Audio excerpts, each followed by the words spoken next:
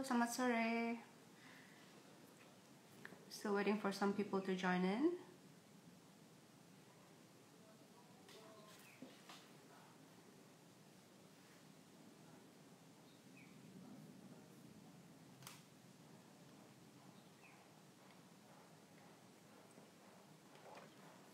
Halo Pak Yunus. Wait.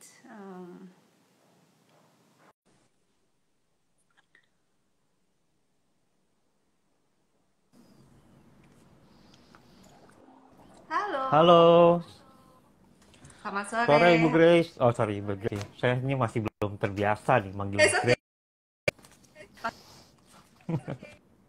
Thank you. Hi Bu Maria. So everybody else is joining in right on time. Oh oke, that's nice. Halo semuanya. Hari ini IG Live-nya ada sesuatu yang berbeda nih ya, bagi-bagi hadiah kita.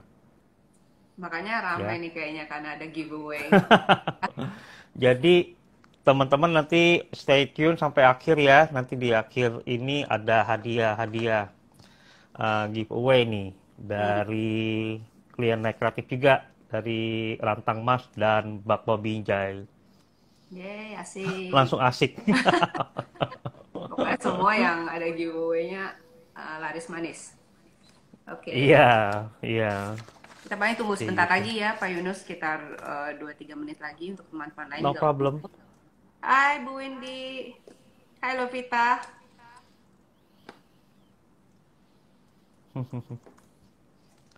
Seru-seru. Gimana kesibukannya, ya, Grace? Wah, ini cukup sibuk sih minggu-minggu ini ya, bulan-bulan ini juga. So, Udah mau akhir tahun selama sibuk ya? iya, malahan. Jadi nanti mungkin Desember mungkin ya yang agak santai sedikit. I keep telling myself that, tapi kayaknya sibuk terus. Iya. Hai Papri, Kayaknya, ada Papri juga. Terus ada ada Joel Lena. Halo. ada Pak Mentor. Hmm, banyak-banyak yang gabung. Oke. Actually biasa sih kalau Tea Time with Grace itu hanya 40 menit Pak Yunus, tapi mungkin untuk hari ini karena ada Oh, giveaway, kita extend terus ya another 10 minutes untuk yang giveaway-nya sampai jam 5 gitu. Ya. oke, Mhm. oke, oke. Siap, Oke. siap.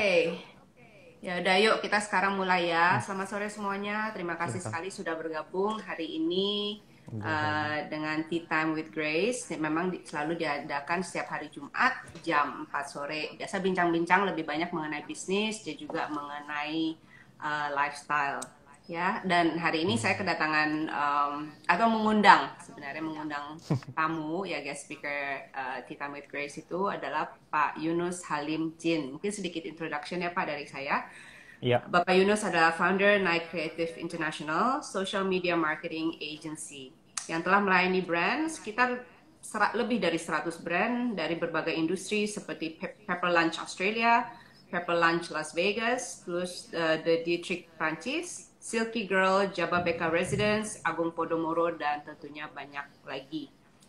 Nah, bagaimana nih Pak Yunus? Mungkin kita mulai saja bincang-bincang sore hari ini. iya. Sedikit background dong Pak, karena saya melihat nama Nike Kreatif ini cukup unik. Jadi mungkin banyak juga yang sudah menanyakan, tapi mungkin banyak dari audiens kita sore ini masih belum, masih pengen tahu ya intinya what's the historical dari nama tersebut. Silakan Pak. Oke, ya memang nama kita beda dengan agensi yang lain. Waktu itu sebelumnya Nike juga namanya bukan Nike ya, namanya lebih sesuatu kayak teknologi atau agensi-agensi di luar sana lah. Terus satu kali teman saya bilang, kok namanya kamu kayak ini udah jalan 2 tahun ya waktu itu ya. Dia bilang, kok namanya kamu kayak toko komputer di Mangga Dua ya gitu ya. Terus saya tersentak gitu ya, saya tersentak gitu. Terus saya tanya, menurut kamu gimana dong? Bagusnya agensi itu namanya apa gitu kan? Saya nanya dia, karena dia juga di industri brand identity sangat-sangat apa namanya terkenal banget. Salah satu portfolionya adalah kayak logonya Pacific Place dia yang bikin. Nah, itu teman saya tuh. Jadi dia bilang waktu itu kalau misalkan saya kasih namanya buat kamu mahal loh dia bilang gitu kan. Biarpun teman dibilang ada charge-nya ya, saya bilang ya udah deh.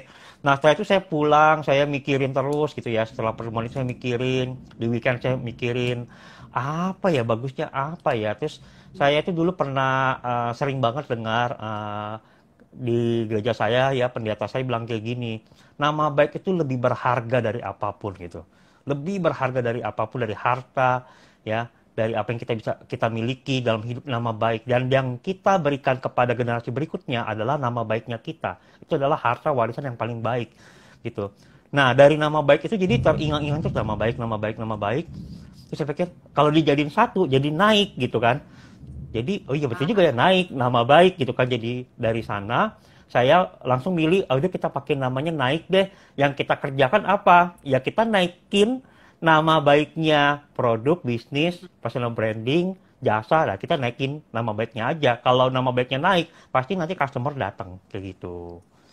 Dari sana filosofinya. Oh wow, oke. Berarti Night Kreatif ini namanya itu aslinya bukan Night Kreatif, lalu dirubah sekitar 2 tahun yang lalu ya. Tapi sangat catchy sih Iya, Pak. Langsung ingat iya, kan? Hmm. iya. Di tahun kedua. Sekarang kita hari ini sebelum live ini saya merayakan naik kreatif ke tahun kelima.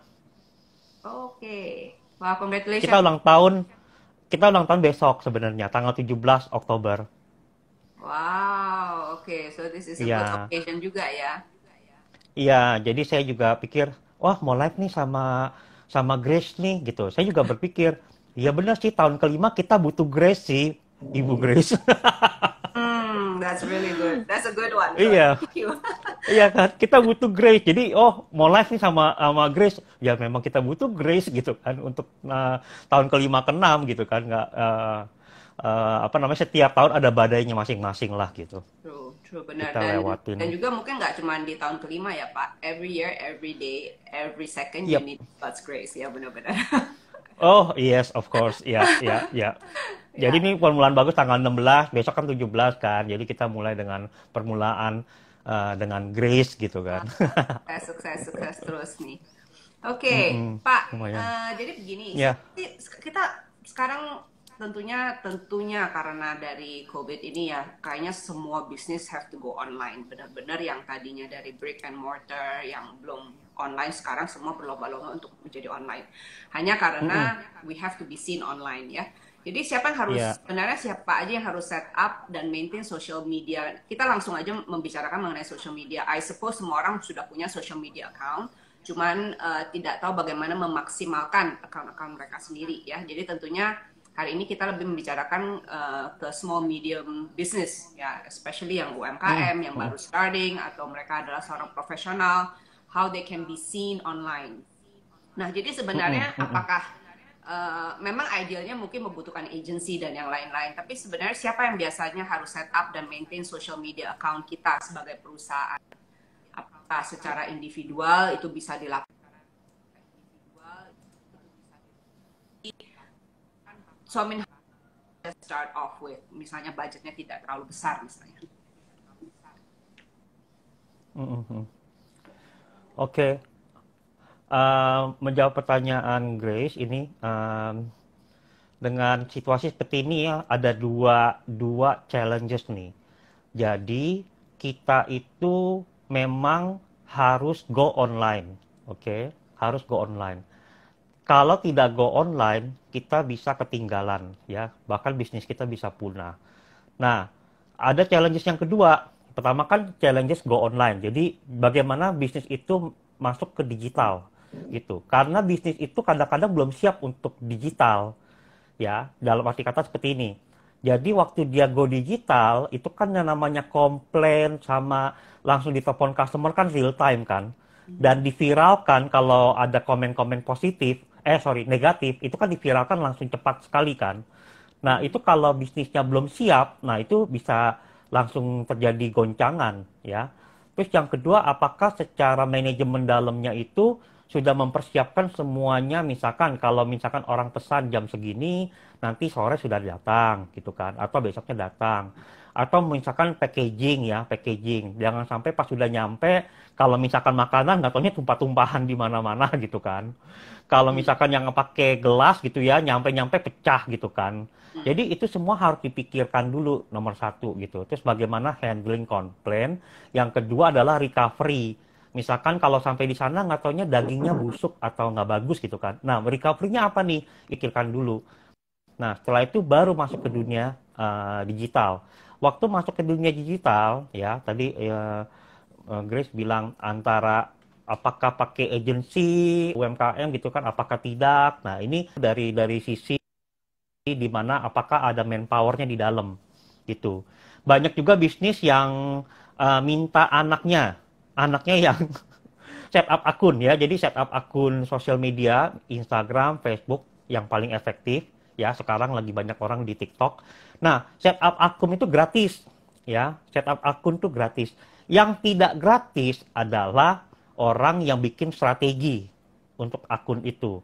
Jadi akun-akun tersebut Hmm. itu bisa dilihat ya dan perlu dilihat itu sebagai aset gitu ya, sebagai aset. Aset apa sih? Aset untuk bekerja buat kita gitu. Jadi tadinya kita ada tenaga marketing ya yang mungkin kalau pakai basic UMR Jakarta kita bayar per bulan gitu ya, 4 juta ke atas gitu. Nah, tadinya ada itu sekarang tidak perlu lagi ya untuk bisa melakukan marketing buat kita. Namun cara pakainya, mengendarainya itu ya bisa dikelola sendiri, bisa juga dikelola oleh agensi.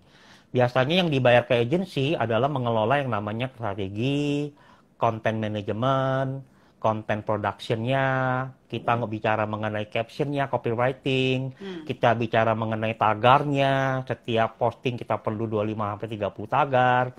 Hmm. Itu kalau bisnis owner yang kerjain tiap hari, ataupun dia punya anak suruh kerjaan itu, nah biasanya berat sih ya. Saya saya beberapa kali ketemu sama bisnis owner yang punya anaknya sendiri, bahkan anaknya itu punya online shop, tapi dia nggak mau bantuin bapaknya.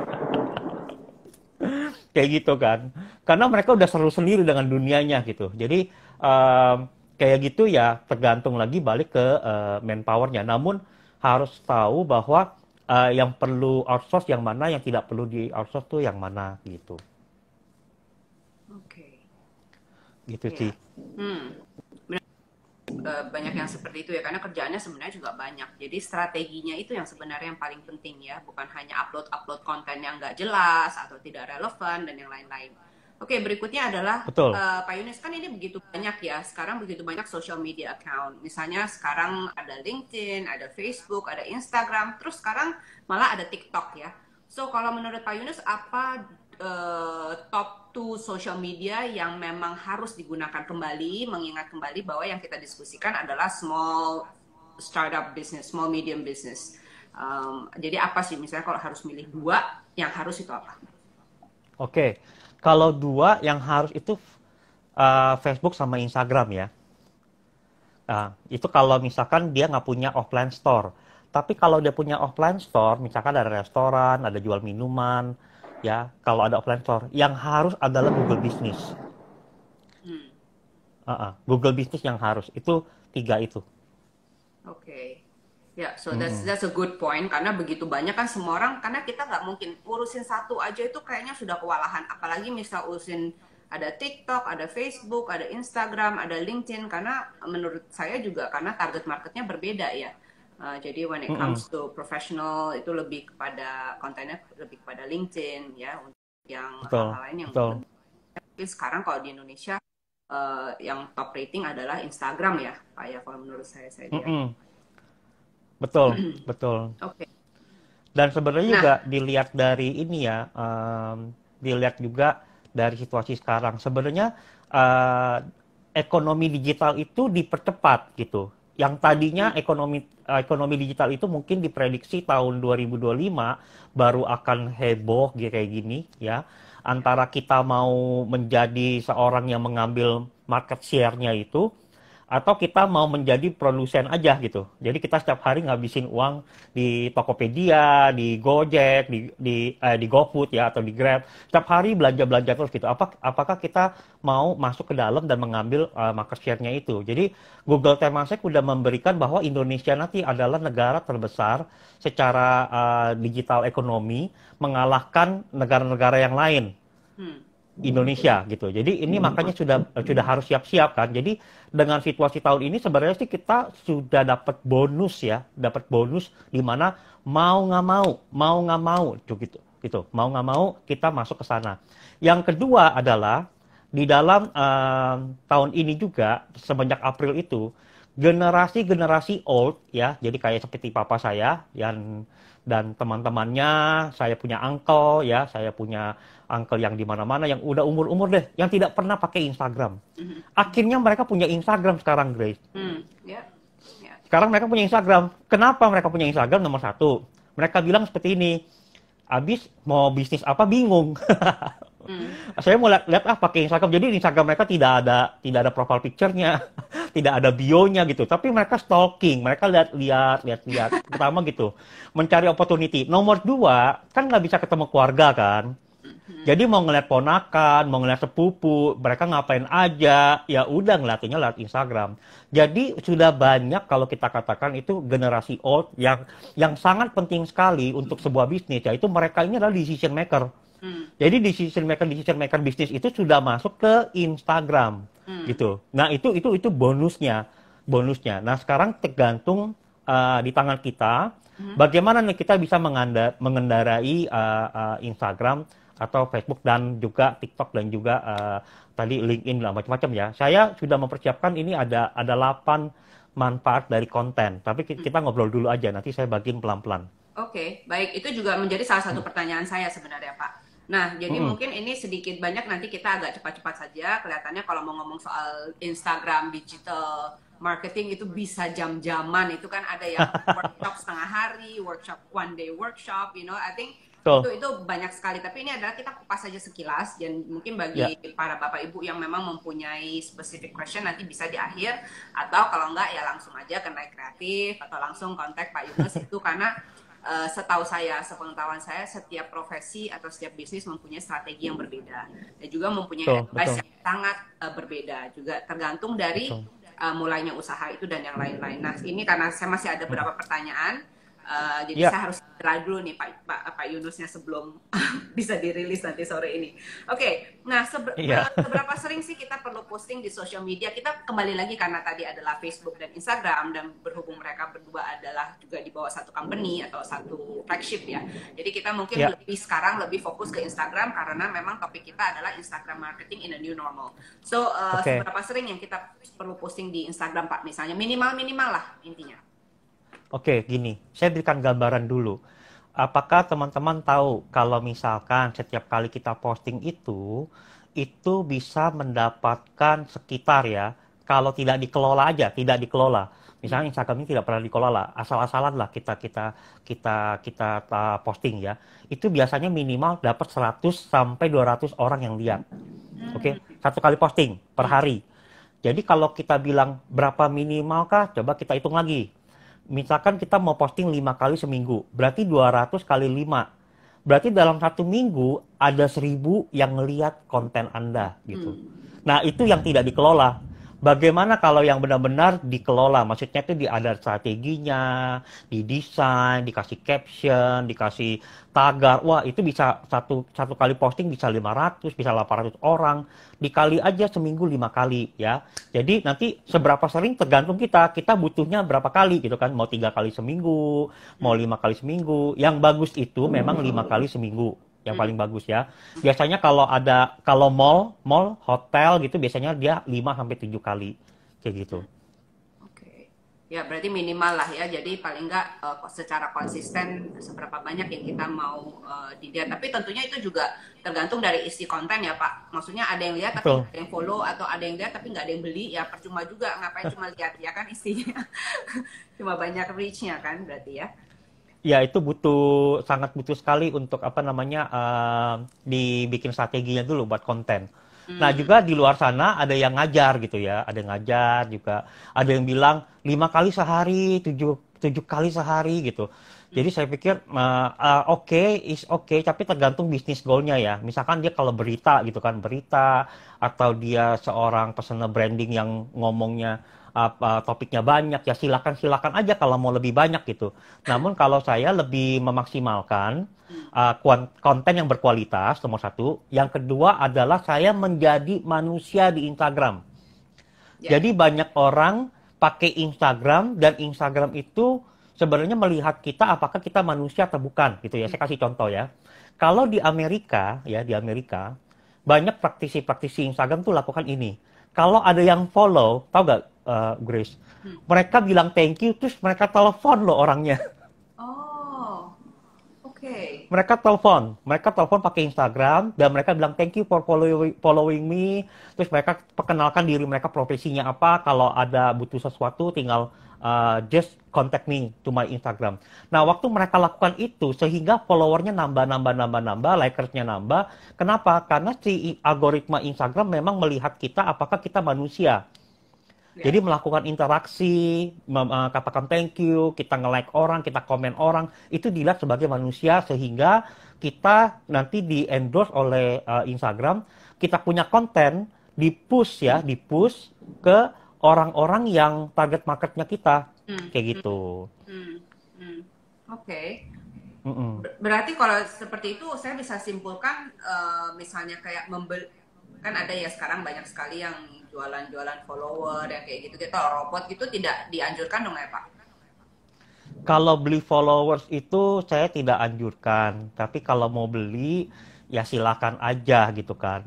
Namun hati-hati karena AI-nya Instagram itu bisa melihat kalau misalkan tiba-tiba 20.000, 30.000, 40.000 gitu ya. Nanti malah Instagramnya teman-teman bisa diblok sama Instagramnya. Jadi jangan lakukan itu. Lebih baik pakai strategi bikin namanya digital activity. Jadi setiap bulan Instagram kamu ngapain sih? Misalkan giveaway, misalkan bikin lelang kayak gitu. Misalkan live seperti ini kayak gitu kan.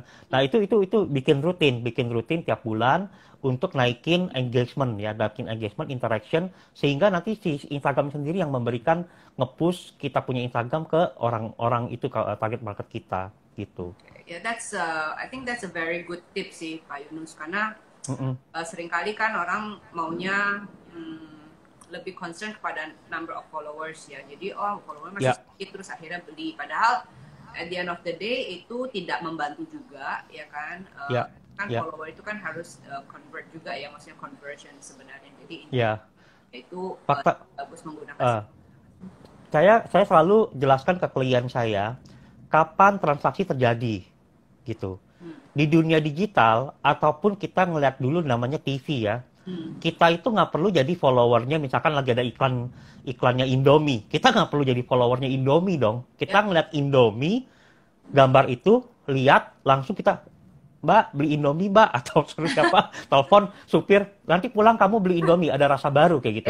Nah, itu karena lihat gitu ya, karena lihat, bukan karena follow. Sama juga di Instagram, tidak ada yang berubah gitu. Jadi, waktu kita bikin konten yang bagus, terus orang lihat, transaksi terjadi waktu mereka lihat. Ya, nah lihatnya ini ada lihat sekali, ada lihat berapa kali gitu kan. Nah kalau lihat sekali bisa beli hebat gitu kan, bagus gitu. Kalau 2 kali berarti 2-3 kali berarti itu namanya kalau di Instagram namanya impression.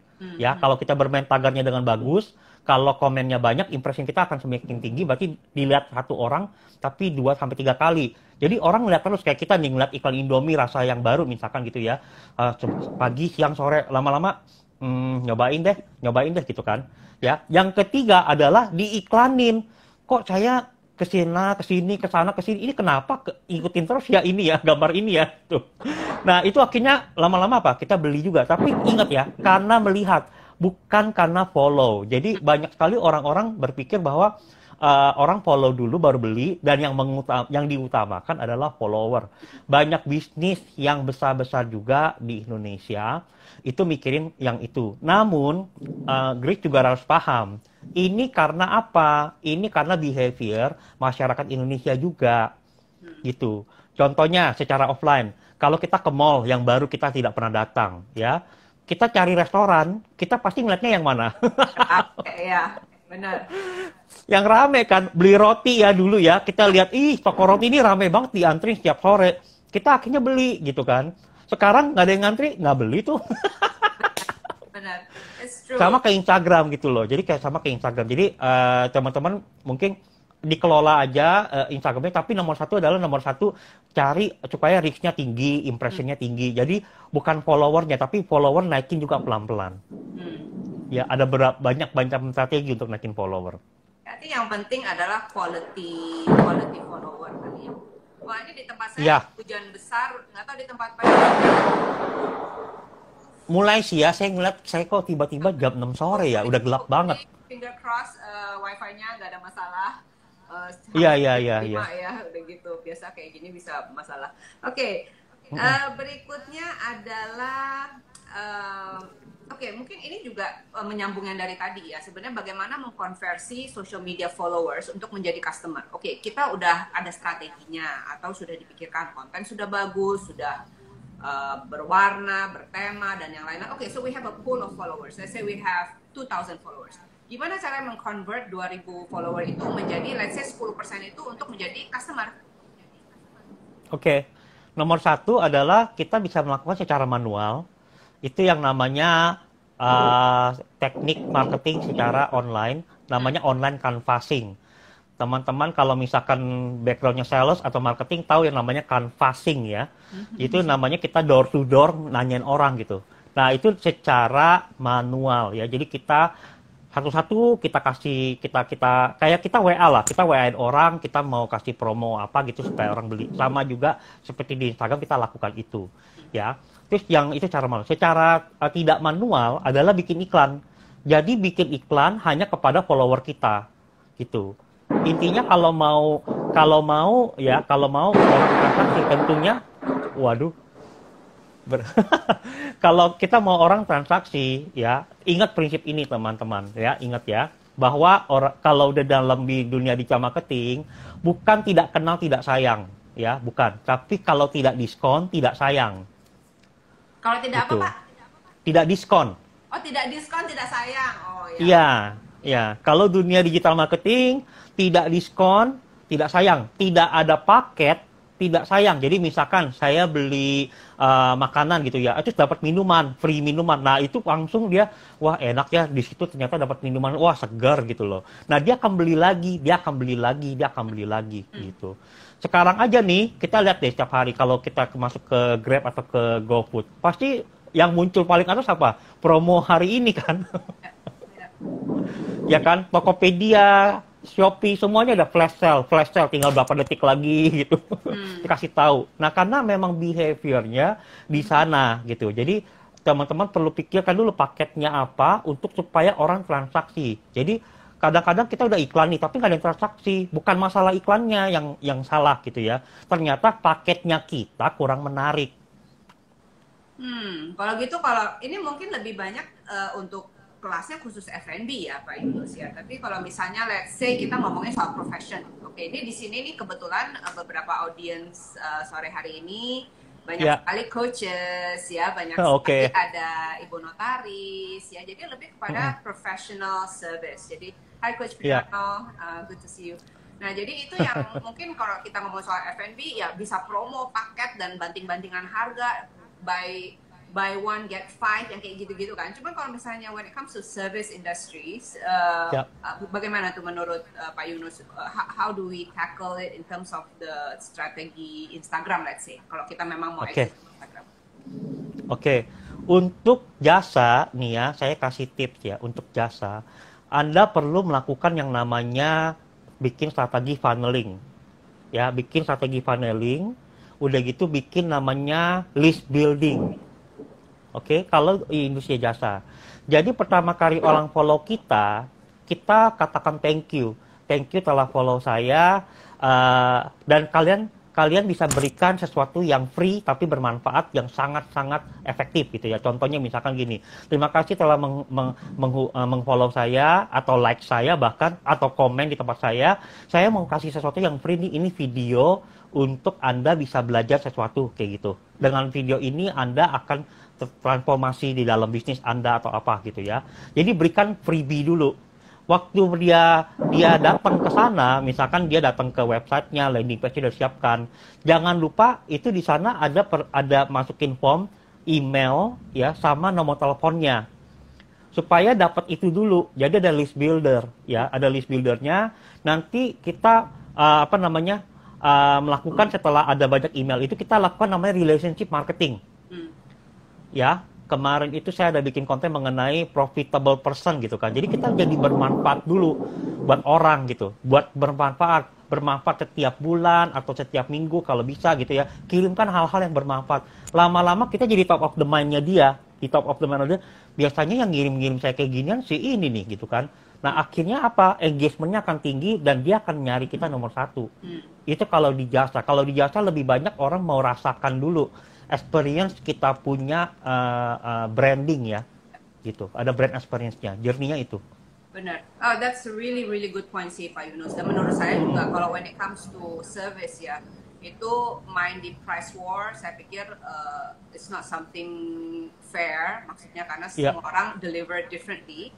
Jadi yang penting adalah added value. How do you add value to your clients rather than banding-banding harga. Tapi when it comes to F&B, memang cenderung dari market itu adalah melihat promo-promo karena mereka juga mau mendapat first customer experience dulu kan, sebenarnya enak enggak, walaupun promo mereka juga harus make sure dapatnya, jangan bilang promo bayarnya 50%, dapat paketnya benar-benar setengah porsi, itu kan berarti udah nggak inilah intinya nggak menarik buat mereka. So I think that's a really good point. Maksudnya untuk mendiferensiasi mengenai produk retail, sesuatu yang sangat high in competition, and when it comes to price war itu terjadi di pasar. Dan juga ada lagi when it comes to service industry yang dimana actually price war is not something that we should condone ya, kita nggak encourage, tapi lebih pada value added and how you deliver to your clients. Oke, nah berikutnya adalah mungkin kita summarize sedikit mengenai nanti Bapak kan akan memberikan tips-tipsnya, tapi kalau dari saya mungkin duluan, apa sih 3 kesalahan kalau bisa dipikir ya, 3 kesalahan yang sering terjadi dalam kita menggunakan social media atau dalam kasus ini kita menggunakan Instagram? Kesalahannya adalah nomor 1, mindset ya. Mindsetnya salah gitu. Jadi melihat Instagram ini dia melihat sebagai katalog. Ya, jadi isinya pokoknya asal aja kayak katalog. Aduh, saya sering banget ya benerin. Malah brand-brand besar ya, saya bener-benerin gitu ya.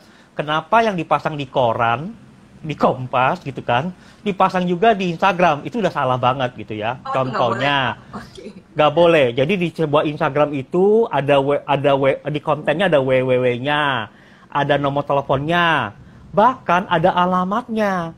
Padahal di Instagram ada tombol di atas ya, nomor telepon bisa, alamat bisa, www juga bisa. Nah itu udah salah.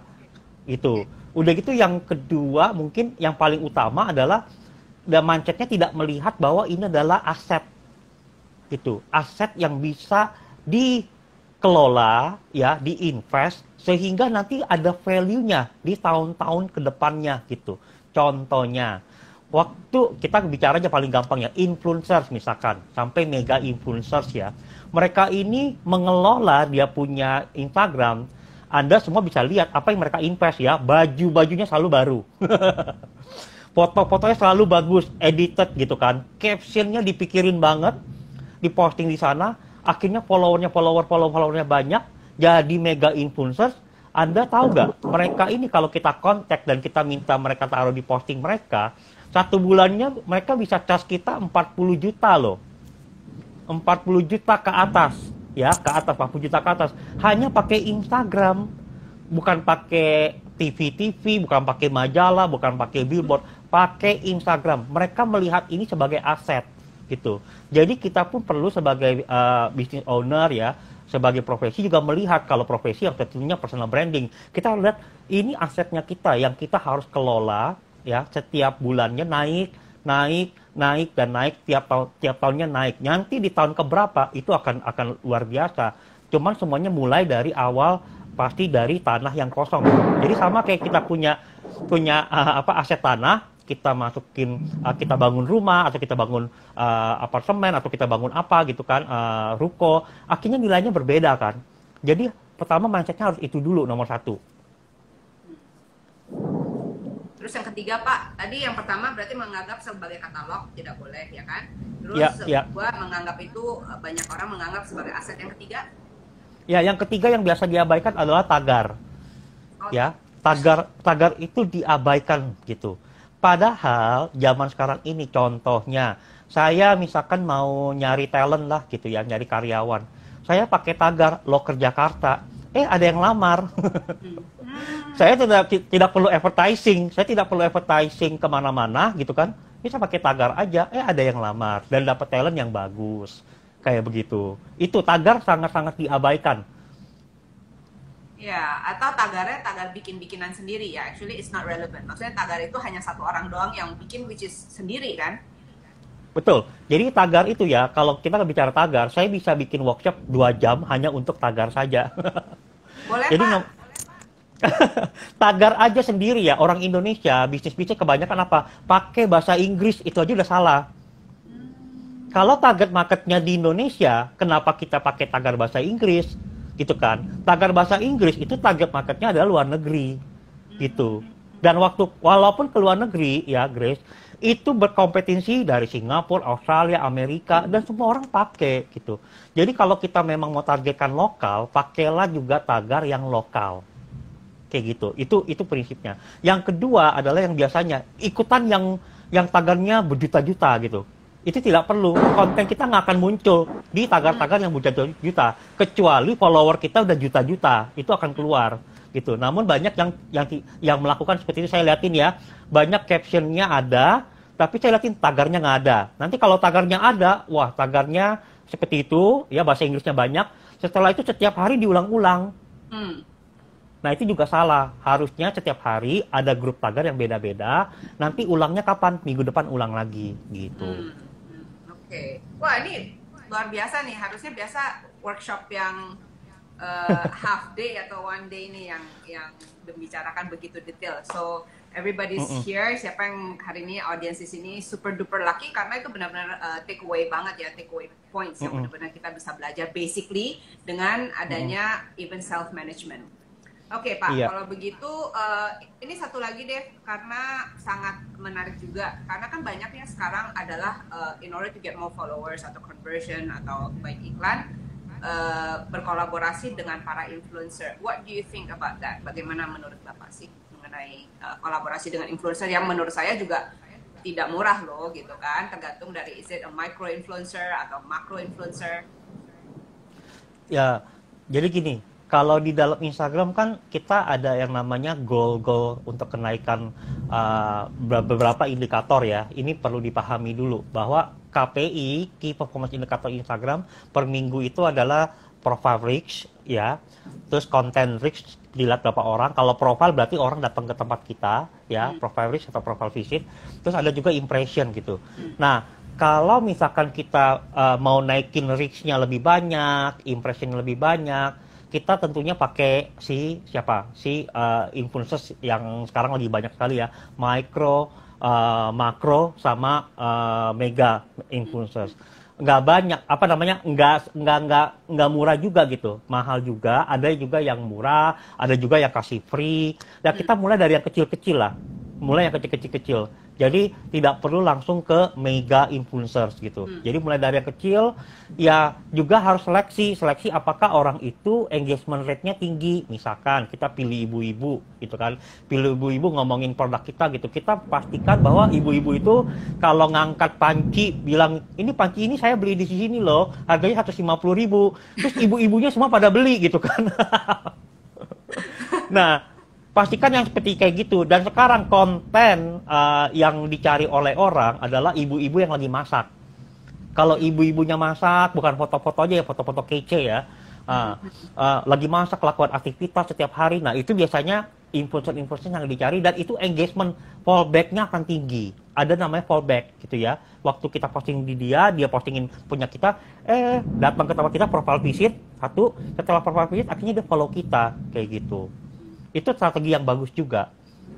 Oke, jadi Jadi itu ada beberapa strategi, itu salah satunya ya. Juga tergantung dari strategi, which is the principal strategi yang di awal ya kan. Ada yang Betul, organically, ada yang oke mau lebih cepat menggunakan influencer, dan again itu juga memiliki budget-budget yang berbeda tentunya ya, dan dengan profesi yang betul, oke, betul. baik. Pak Yunus, kalau begitu boleh dong share secretnya yang tadi kata Bapak ada tips-tips nih untuk Iya, audiens sore hari ini. iya. Tadi ada pertanyaan, Bu, dari Ibu Windy, teman kita juga. Oh iya, oke. Kita jadi sekarang kita Q&A dulu ya. Oke, baik. Iya, iya, iya. Oke, Bu Takutnya Windy. tenggelam, tenggelam, tenggelam. Ini udah sebenarnya udah tenggelam, tinggal saya lagi nyari. Oke, oke. Bu Windy bilang seberapa jauh Google Business itu penting ya Pak? Apa yang harus dimaksimalkan? Oke, seberapa jauh Google Business itu penting? Google Business itu diciptakan. Jadi kadang saya harus jelaskan dari why Google Business diciptakan ya. Pertama dulu kalau teman-teman tahu dan mengikuti Google, dulu ada Google Plus ya. Google Plus. Google Plus adalah platform di mana Google bikin supaya bisa menyaingi si Facebook sama Instagram. Oke. Jadi Google sama Instagram ini nggak pernah baean. Oh, Jadi saya analoginya gitu ya. Jadi apa yang kita posting di Instagram, ya misalkan kita posting di Instagram rajinnya minta ampun, 365 hari kita posting gitu ya. Postingan kita tuh nggak muncul di Google. oke. Karena mereka beda engine, mereka itu beda platform gitu ya. Nah, makanya kita perlu tuh ada yang namanya hadir di Google Business. Nah, Google Business diciptakan oleh Google itu supaya menyederhanakan yang tadi sosial medianya dia Google Plus dan juga menyederhanakan SEO. Ya, menyederhanakan SEO. Nah, banyak orang kan kalau udah ngomong SEO kayaknya udah berat banget gitu kan, kepala udah kayak aduh SEO gitu. Iya. Nah, udah gitu mahalnya juga aduh SEO sakit kepala nih gitu ya. Udah sakit kepala, sakit dompet lagi gitu kan. Nah, jadi Google Business diciptakan untuk sederhanakan itu. Nah, cara mengoptimalkan Google Business adalah sama kayak Instagram. Persis sama. Kalau kita posting setiap hari, kita akan dilihat oleh Google, itu kita aktif. Oke? Waktu kita aktif, orang ketik kata kunci carinya mengenai kita atau jasa kita keluar duluan nanti. Dan itu secara organik, teman-teman. Luar biasa karena saya udah ngelola berapa banyak Google Business termasuk Indonesia, apalagi Australia dan Las Vegas gitu ya. Saya ngelola Google Business, saya senang banget ngelola di sana. Karena saya ngeliat matriksnya kelihatan gitu. Kalau di sana di luar kota di Las Vegas malah keren. Yang lihat kita itu dari kota apa aja, kode posnya apa aja kelihatan semua dengan clear, sangat clear sekali. Kayak gitu. Oke. So Itu Google Business ya. yeah, so that's a really good point. Oke. Ini belum ada pertanyaan lagi nih, Pak Yunus. Ada Amelia Aros. Barusan ya. Silakan Pak, silakan. Ya. Jika memiliki dua usaha yang berbeda, apakah bisa menggunakan satu ID IGK atau sebaiknya dipisah? Kalau dua usaha itu ada, ini ya Bu Amel, kalau usaha itu memang namanya beda, ya mendingan dibikin berbeda. Saya nggak tahu nih produknya sama atau tidak, gitu kan. Jadi saya tidak tahu. Lebih baik kalau namanya beda, produknya beda ya dibikin aja dua gitu, ya. Itu sih masukan dari saya. Oke, that's good. Halo, Miss Vespa manggil. Halo, ada Coach Yudi. Halo, Coach Yudi. udah lama.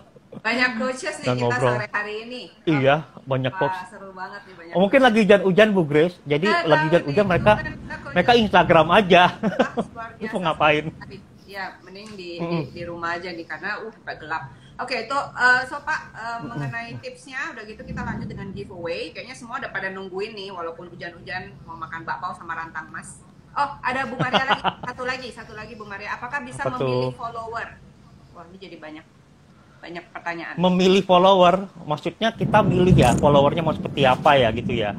Itu saya ada permintaan dulu. Pak Yunus tolong bikin Instagram saya followernya itu adalah yang suka sama Ferrari gitu kan. Saya bilang saya tidak tahu apakah yang suka sama Ferrari atau yang pemilik Ferrari, mereka punya Ferrari. Apakah yang punya Ferrari mau follow mau follow perusahaan ibu gitu saya bilang. Jadi itu nggak bisa. Jadi followersnya kita nggak bisa pilih-pilih, tapi kita bisa mentargetkan lokal ya, bisa mentargetkan lokal seperti itu. Oke, nah itu untuk Bu Grace Binjai pun nih. Kalau produk sama di pasar kan di berbeda negara ya, katakan Singapura sama Indonesia ya. Bagaimanakah apakah perlu dua IG juga? Tidak perlu dua IG kalau misalnya produknya sama, terus namanya sama, beda negara, tidak masalah. Yang perlu dibedakan adalah iklannya. Jadi ada iklan yang berjalan di Jakarta misalkan, atau di Jawa, atau di Indonesia. Ada juga iklan di negara itu, yang diarahkan negara itu. Dan tentunya teman-teman perlu tahu, ya, iklan ke Singapura itu mahal. Iklan ke Malaysia murah kayak Indonesia. Iklan ke Australia lebih mahal lagi. Jadi beda negara, beda rating iklannya ya, gitu. Ya, oke. Nah, ini makanya perlu agensi kayak Nike Kreatif ini untuk mikirin kayak begini-begini. Kalau nggak mana kita tahu juga ya harga iklan dan yang lain-lain. Kok postingan Betul. satu posting aja kok ribet sekali kan, harus mikirin begitu banyak. Jadi this is Ya, also part of the business plan sebenarnya atau marketing plan kita harusnya ya. ya. Ini dari Ibu Felicia, strategi follow unfollow masih berjalan nggak ya Pak? Atau strategi 502 liking foto orang? Ya, masih berjalan Bu, masih berjalan Bu Feli. Yang dilihat oleh Instagram, balik lagi kita itu dilihat apakah kita manusia atau bukan gitu secara Instagram. Jadi kita follow, terus nanti berapa lama kita unfollow mereka gitu ya. Terus strategi 502 itu masih jalan. Masih jalan. Teman-teman pakar saya masih ngajarin. Oke, good to know kalau gitu. Ini adalah berarti latest update per hari ini masih berjalan semua teknik-teknik yang memang Iya, diajarkan.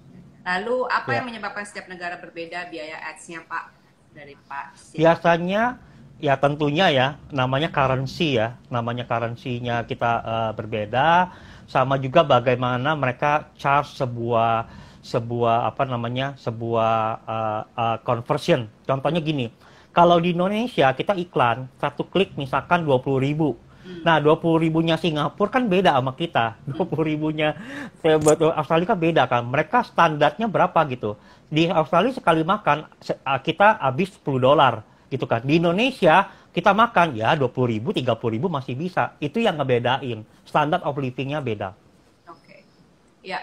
Oke, teman-teman sekalian, karena waktunya sudah very tight, jadi Wih, nanti mungkin untuk cepet mau banget. tanya lagi bisa langsung ke Pak Yunus ya, dan juga Ya. ke Tech Kreatif.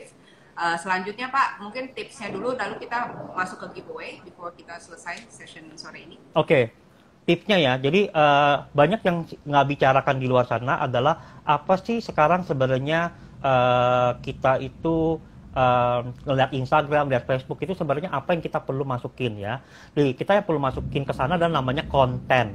Jadi hari ini konten itu adalah currency exchange di dunia digital. Ya, kita setiap hari nyari konten. Kalau nggak nyari konten pun kita terima konten. Teman-teman harus tahu itu fondasinya ya. Dan ternyata konten itu di pembelajaran saya ada 8 manfaat. Oke, yang pertama, konten itu bisa menciptakan sebuah pemirsa ya. Dengan kita bikin konten kita bisa nih datengin pemirsa gitu ya, pemirsa. Kita mau ibu-ibu pemirsanya, kita mau bapak-bapak yang suka sepeda, pemirsanya, bapak-bapak yang suka makan bakmi, bapak-bapak yang suka makan bakpao, tergantung kita. Oke, atau bapak-bapak yang suka makan seafood, makanan Thailand gitu kan. Itu tergantung kita. Kedua, konten itu bisa menjadi lead builder. Jadi dengan konten orang akhirnya engage dengan kita, mereka kasih WA, mereka kasih email. Yang ketiga, konten tersebut tadi saya sudah sebut bisa langsung jadi ada transaksi, yaitu customer ya, itu bisa. Yang keempat, konten bisa datangin traffic. Datangin traffic kemana? Datangin traffic ke website kita, datangin traffic ke marketplace kita, ke Tokopedia atau ke Shopee. Tapi itu semua berasal dari konten. Yang kelima, ya, konten itu bisa mencari orang yang talentnya sama. Misalkan sesama Instagram marketer gitu ya, saya bisa nyari nih orang yang mungkin sama-sama suka bicycle, bisa ketemu di konten ya, melalui konten. Orang yang bahkan bisa yang value yang sama, atau bisa mencari komunitas ya. Kita lagi bikin yang namanya konten-konten buat CEO, jadi supaya CEO-nya pada kumpul nih gitu, ketemu dengan kita. Itu salah satunya strategi dari konten, manfaat dari konten ya. Yang keenam, kita juga bisa dapat bisnis baru. Ternyata melalui Instagram, saya sendiri ketemu sama orang-orang yang gabung bisnis dengan saya selama pandemi ini. Saya tidak pernah tatap muka sama mereka. gitu ya. Ada bisnis-bisnis baru melalui konten. Ketujuh, tentunya kita ketemu teman-teman baru. Selama pandemi ini lebih banyak teman online saya. Karena mereka suka manggil-manggil, halo-halo, akhirnya kita ngobrol-ngobrol, mereka dari Medan, dari Bali, dari luar kota semua. Ya, yang ke-8, kita bisa mencari orang yang skill levelnya, expertise-nya persis dengan kita. Oh, ternyata dia pakar di bagian ini dan sama nih levelnya. Dengan konten-konten yang kita taruh itu, akhirnya orang-orang tertarik dengan kita. Ya, saya punya konten Instagram saya dipanggil oleh salah satu business coach yang kliennya orang Indonesia ya, kliennya tapi di luar negeri semua, dia nggak ada klien orang Indonesia. Akhirnya jadi berteman, seperti itu. Jadi itulah the power of content. Yang kita perlu kelola adalah kontennya. Jadi bikin konten itu memang butuh waktu, ya, tapi sekali ditembak itu menghasilkan. Jadi konten itu sama kayak peluru, dan sekali lagi konten itu adalah currency exchange zaman now nih, sekarang nih, kekiniannya, seperti itu di dunia digital. Oke. Itu tips dari saya, Miss Grace. Oke, good. Berarti kontennya benar-benar penting ya itu ya, jadi harus kita Konten perhatikan. sangat penting ya. Oke, Pak Yunus, terus berikutnya untuk giveaway-nya gimana nih, Pak? Untuk giveaway-nya ya, teman-teman yang di sini bisa nanti dari teman-teman bisa langsung nanti ke Instagramnya Rantang Emas, ya, langsung follow, ya, langsung DM di situ. Halo, saya barusan nonton Ibu Grace dan Pak Yunus. Langsung kasih namanya, nomor telepon, sama alamat di sana. Nanti akan ditentukan tuh pemenangnya, gitu ya. Untuk Rantang Emas akan dikasih voucher loh. Nah, voucher makan di Rantang Emas. Saya juga mau beli lagi di Rantang Emas. Kalau Pak Yunus nggak boleh, nggak berlaku. Oh. Ya, saya akan beli lagi, saya akan repeat order. Karena Rantang Emas itu teman-teman enak banget. Sama juga Bapak Binjai ya, Bapak Binjai teman-teman juga lakukan sama, follow, jangan lupa, kasih nomor telepon sama alamat, nanti akan dikirimin bakpaunya. Saya juga mau beli bakpaunya lagi. Jadi saya itu kebanyakan ngasihin ke teman-teman saya yang ulang tahun, yang lagi berduka, yang lagi apa. Jadi saya kirim-kirimin, dan saya akhirnya belum makan bakpao sampai hari ini. Belum makan Bapak Binjai gitu, saya kirimin ke orang gitu. Kalau Rantang Emas saya kirimin ke orang yang waktu lagi anniversary gitu ya. Nah, itu yang special occasion. Nah, itu saya kirimin ke teman-teman, ke mertua, ke keluarga. Nah, itu Rantang Emas enak banget. Jadi tidak perlu ke restoran makan yang enak gitu ya. Ternyata Rantang Emas dibawa ke rumah benar-benar kayak lagi makan di restoran, makannya enak banget. Iya, thank you Pak Yunus. Ya, sekalian juga kita juga ingin sampaikan Rantang Emas sekarang juga lagi gencar sekali untuk home catering. Jadi mungkin teman-teman yang masih malas masak atau karena keluarganya kecil ya, jadi mau langsung aja, itu kita juga lagi buka untuk pemesanan home catering sebenarnya. Iya. Di itu juga Bapak Binjai pun dia itu bagus sekali. Setiap kali saya juga sering ngasih ke teman saya, bahkan di Singapura itu juga bisa di deliver di Singapura. Jadi teman-teman Di Singapura. kalau mungkin ada tamu, ada klien di Singapura, ya we want to give them a bit of a taste of Indonesian, itu bisa dilakukan gitu. Karena kan mereka belum bisa ke Indonesia kan, orang Indonesia juga masih belum bisa ke Singapura, so it's a good occasion to just say hello with bakpao sebenarnya. Betul. Okay. Seru. Iya. Oke. Terima kasih sekali Mungkin nih Pak Yunus untuk waktunya. Saya senang sekali. Ini saya ngantri untuk IG live dengan Pak Yunus itu harus 1-2 bulan ya Pak ya, kita udah menjadwalkan hari ini. So thank you so much karena kita banyak sekali takeaway-nya. Jadi bahkan bukan hanya scratches atau on the surface, tapi benar-benar Bapak go deep bahwa oke, ini yang harus dilakukan, ini yang tidak boleh dilakukan. Jadi menurut saya teman-teman yang hari ini sudah hadir, sore hari ini juga lebih paham lah, mengerti, dan tidak terlalu bertele-tele dan membaca begitu banyak advice-advice yang mungkin mereka kurang pahami. Tapi this is right to the point. So terima kasih sekali Pak Yunus untuk waktunya. Thank you untuk Mike Nardi. Sama-sama, Mas Grace. Selama ini support. Dan thank you untuk semua teman-teman bisnis komunitas BNI Pioneer. Thank you semua. Pro. Terima kasih yang sudah hadir, dan teman-teman semuanya yang sudah hadir, saya nggak bisa sebutkan satu-satu, tapi ini akan kita tayangkan juga masih di IGTV. Jadi mungkin nanti yang bagian tadi miss untuk the first half bisa untuk lihat lagi di replaynya. Terima kasih, and I wish you all a very very good weekend, everyone. Terima kasih, dan ketemu lagi sampai minggu depan di hari Jumat jam 4 sore di Tea Time with Grace. Terima kasih Pak Yunus. Oke. Bye now. Selamat sore semua, tetap sehat.